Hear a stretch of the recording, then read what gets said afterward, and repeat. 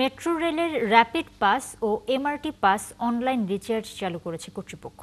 তবে ব্যবহারকারীদের মধ্যে এই ডিজিটাল রিচার্জ পদ্ধতি নিয়ে রয়েছে নানা রকমের অভিযোগ। এছাড়াও রিচার্জের বিষয়ে এখনও অনেকেই জানে না। তারা বলছেন সরাসরি রিচার্জ করে ব্যবহার করা গেলে ভোগান্তি কমত। এ বিষয়ে কর্তৃপক্ষের সাথে কথা বলতে চাইলেও তারা রাজি হয়নি। মামুন হোসেনের প্রতিবেদনে বিস্তারিত।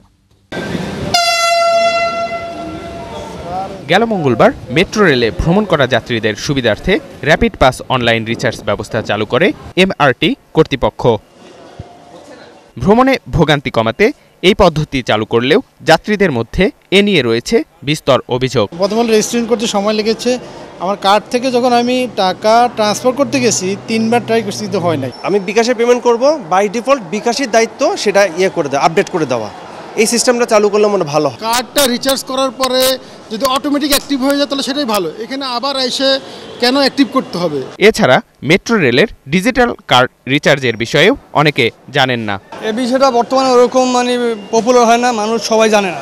যারা টুকটাক কিছু লোক যারা শিক্ষিত তারা জানে, কিন্তু নর্মালি যেখানে যারা বেশিরভাগ সাধারণ মানুষ এরা অনেকেই জানে না। কার্ডটা আমি আমার তো একটা কার্ড থাকতে হবে, এই কার্ডটা আমি সংগ্রহ করবো কোথা থেকে? এটা সম্পর্কে আমি এখনো কিছু জানি না, আমি এই প্রথম এসে দেখলাম। অন্যদিকে মেট্রো রেলের স্বয়ংক্রিয় মেশিন বা ভেন্ডিং মেশিন থেকে টিকিট কাটতে গিয়েও বিপাকে পড়ছে যাত্রীরা।